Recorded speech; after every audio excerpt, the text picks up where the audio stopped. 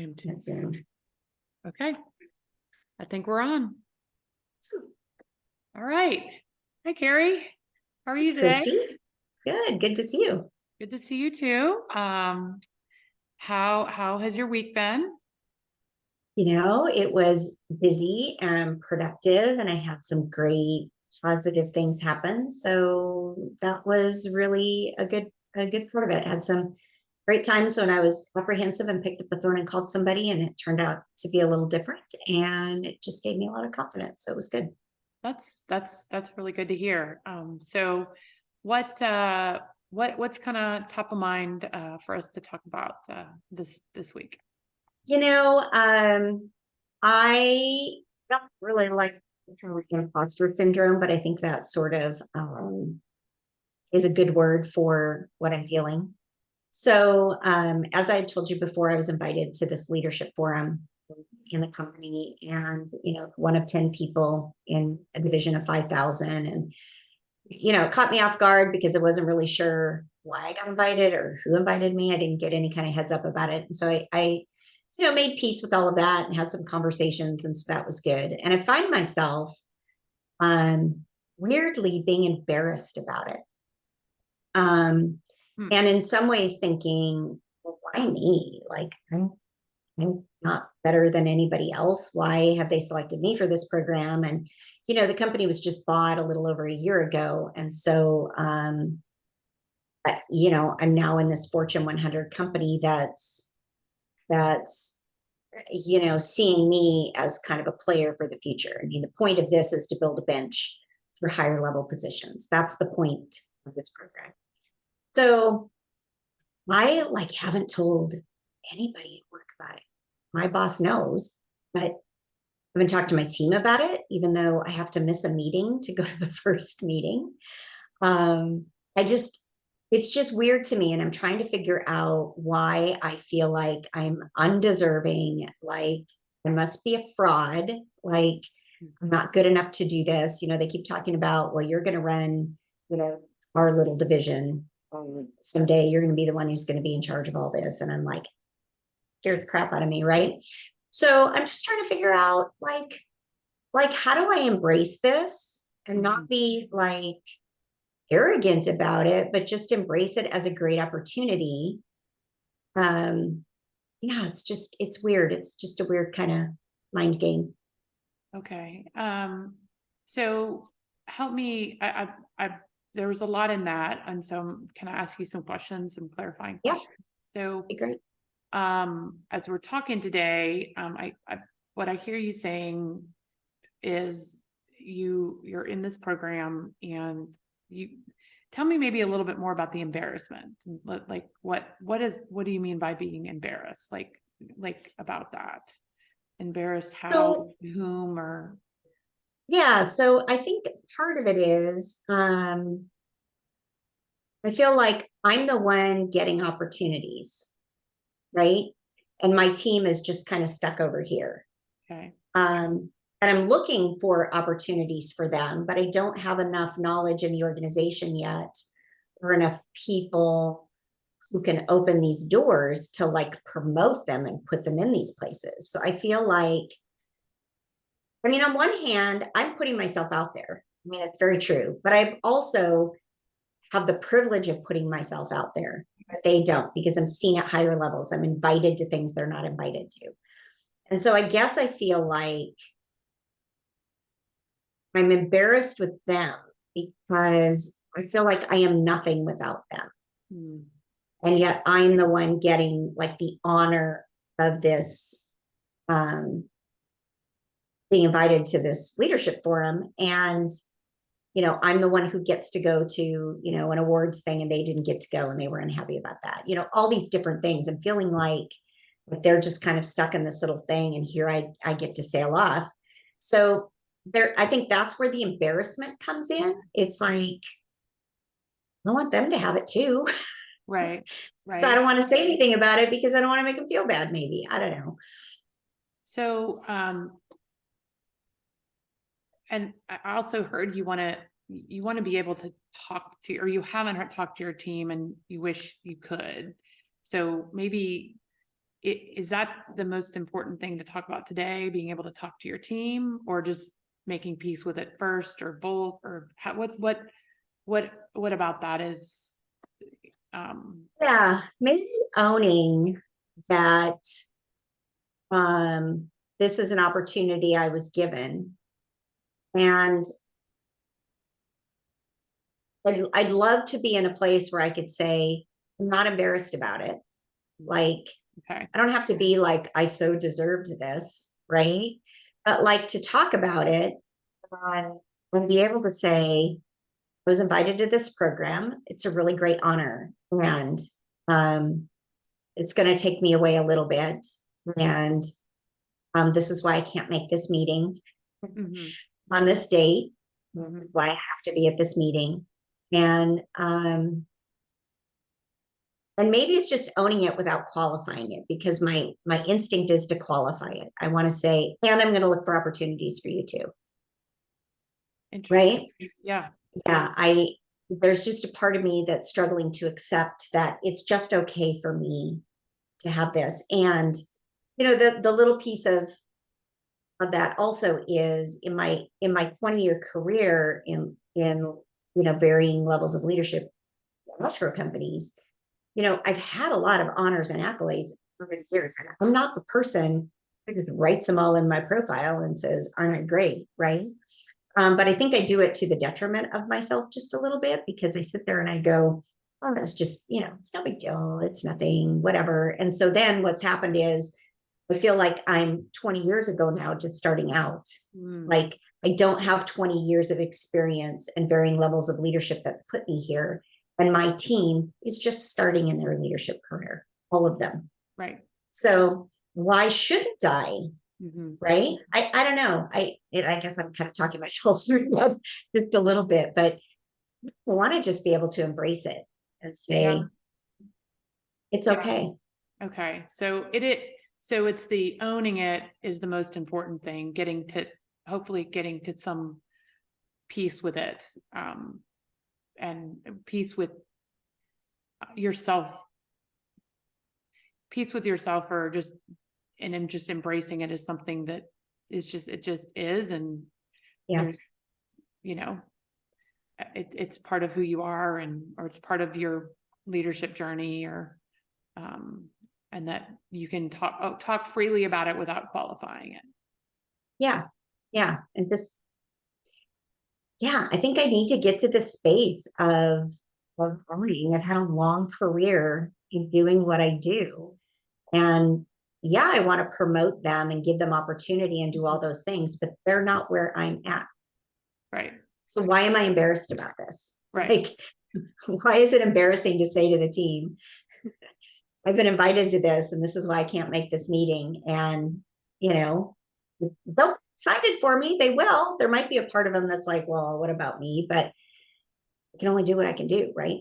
what can you, what would it feel like to talk, like to just make that come in and tell your team, or maybe a small number of your team about it? What would it feel like? I think I'm afraid that they're going to feel jealous or like they're getting left behind, because we've all been like swallowed up whole by this company, right? Mm-hmm. And there should be more opportunity. And in theory, there is more opportunity, Mm-hmm.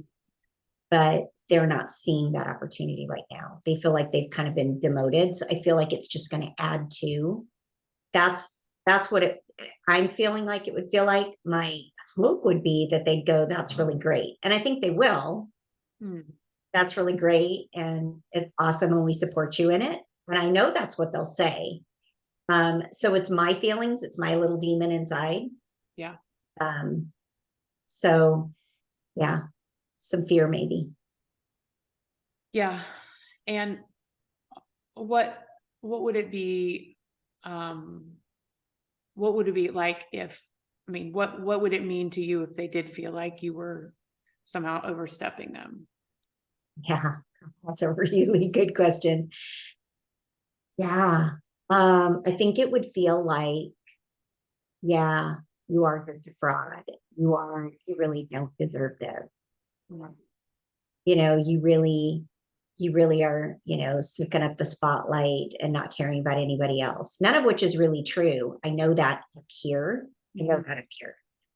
But that's, I think the fear and all is it will just validate, you know, what I feel inside that, yeah, I really shouldn't be. Okay. Okay. So I hear you saying that it's not just being embarrassed about it. It's actually you just said maybe you don't feel like you deserve it. Okay. Yeah. Um, and is that so? But tell me about like how it works for you when something's in your head. Um, like you have the logical knowledge, you can see it on paper. Tell me what happens when there's a disconnect. Like it's logical, you can tell yourself, but then you can't believe it. Is there other situations where you've had that, or where, you've had to just, I mean, like, what is it like to just have the logic only? And then what typically works for you to jump over to the belief? You're talking about like with me personally on something that's happened with me personally or just any other It's thing? anything, because what I hear you saying is listing the reasons why you should have this. You've convinced me that you should be in this program. But No, it's it's logic, but then you literally are pointing to your head and then to your heart. So I yeah. see there's a disconnect. How have you stepped over that disconnect before in other situations? Like Hmm. what is it? Yeah. Yeah, that's interesting. Because trying to think of like, I'd have to think of like outside of myself, right? Like Okay. if I saw another person, right, that's bright and up and coming. Um, huh,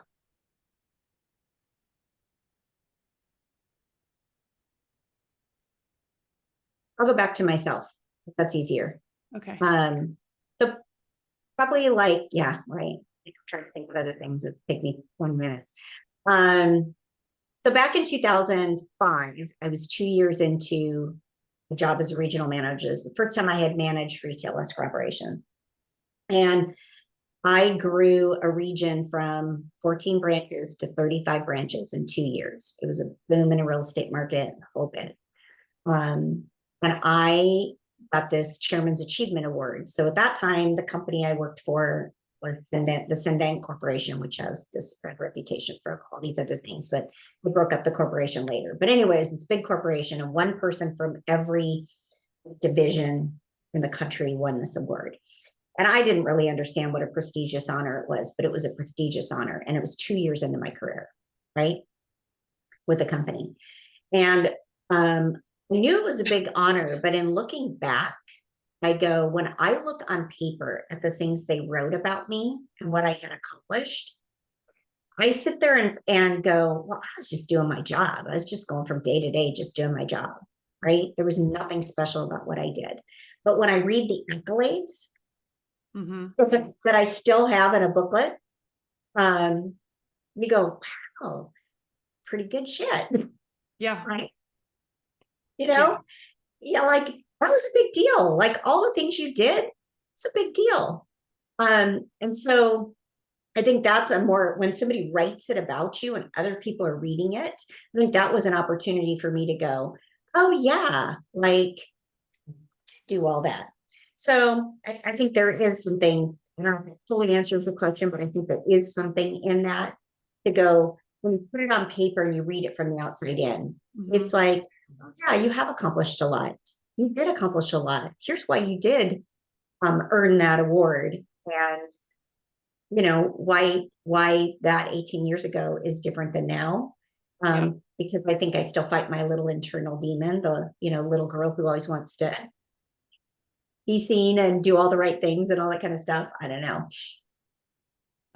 So you told me earlier, not in this coaching session, that you sought both your director out and then to figure out who nominated you. Do you think part of that was to get more information, like so you could have the list of things why? I mean, That's a good question. Yeah, I think there was like some sort of validation of like, this wasn't just an accident, or Carrie will give us good feedback because this is the first year they're doing this program, right? I guess I was looking for like, oh yeah, we do see you as a person. did you get that validation from those people? Yes, I'd say yes, as much as he was able to.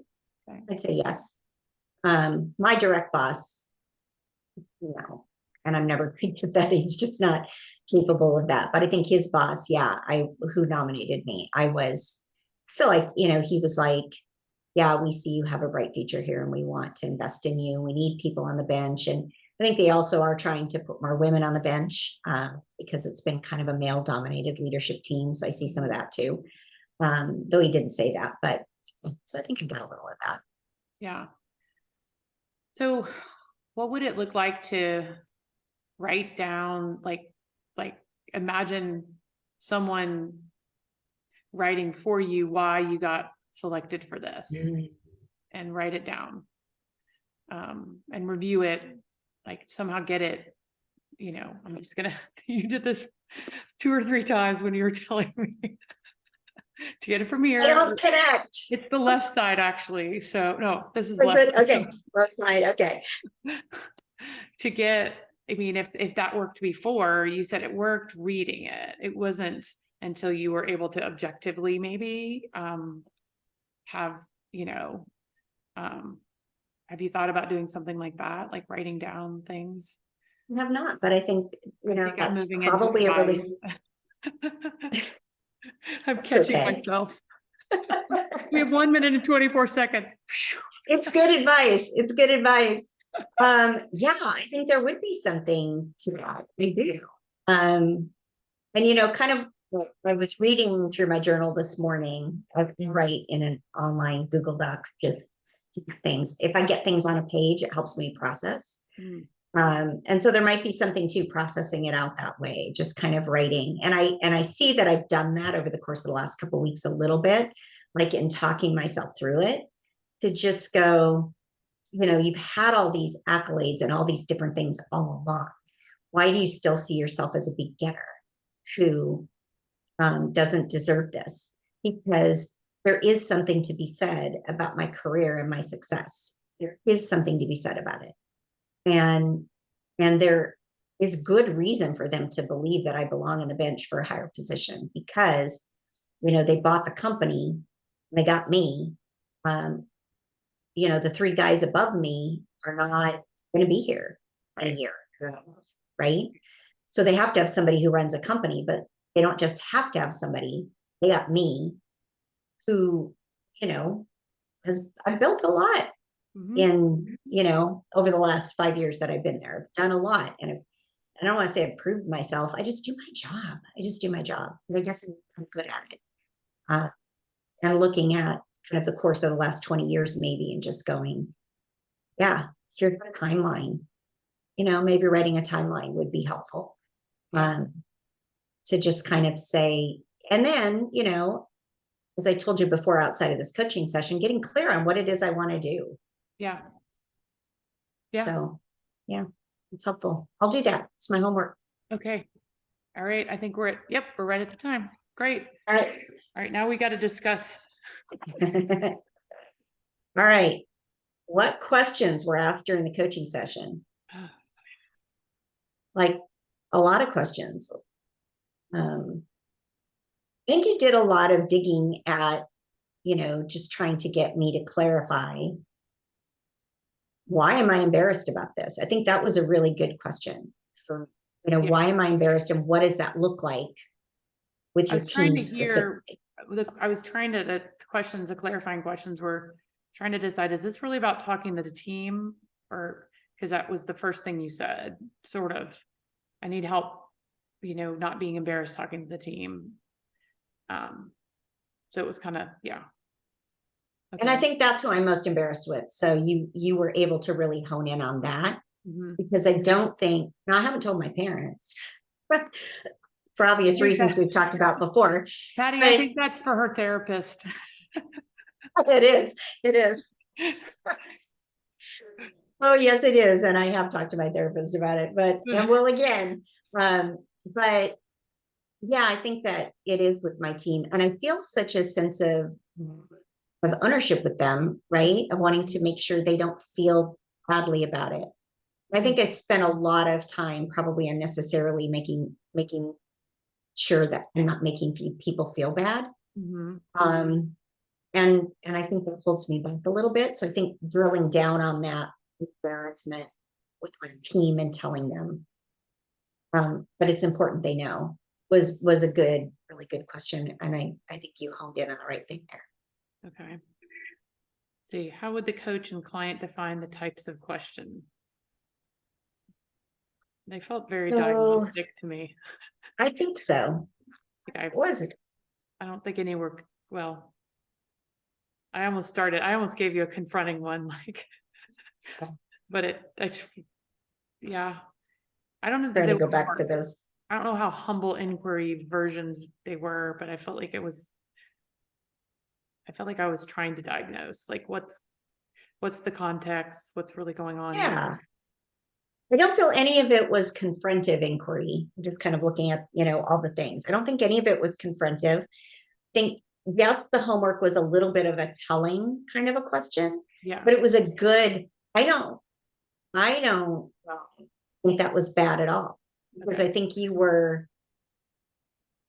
you were pointing me towards, hey, this might be something for you to look at.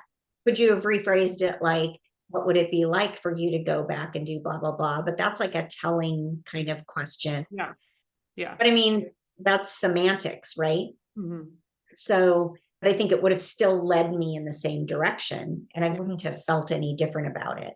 Yeah. So for Okay. me anyway. Yeah. And I think we have a rapport, so maybe it's not like it's the first time we've talked. Right. I mean, I think Yeah. you would tell me that's a terrible idea. I'm not doing that. If it wasn't gonna, I Yeah, mean, no, I don't really like that idea, Christy. right, Yeah. right. Yeah. Okay. Which in any coaching relationship, you would want somebody to say that, right? Like, no, Right. I'm not going to do that. You don't want them to walk away and just go, oh, well, I did it. Right. But I did, as soon as you said that that's how you solved it last time, I was ready to tell you, we'll just solve it that way again. So I had to, You had to really stop. I was like, hello, you already know the answer. Just go write it all down and then you read it and then you feel good about it. Yeah. Yeah. Yeah, for Um, sure.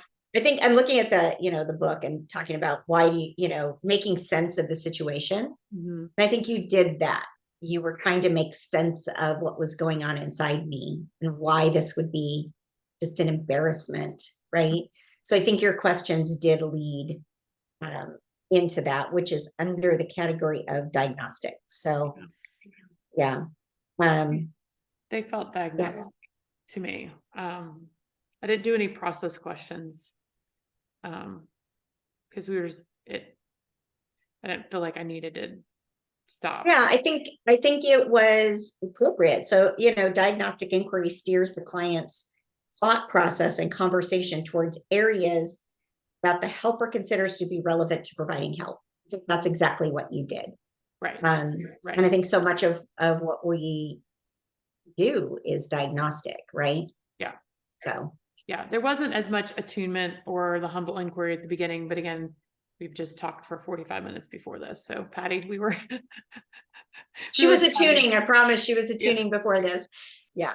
Oh, that's so interesting. Yeah. Did what questions felt like fixing or disconnecting? And I definitely, well, we've already said it.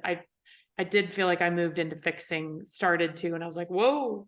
I just felt it coming. Here's how you fix that, Yeah. Yeah. Or here's a suggestion for how you might fix that. Yeah. which is still fixing. Right. Yeah. Did anything else feel fixing? I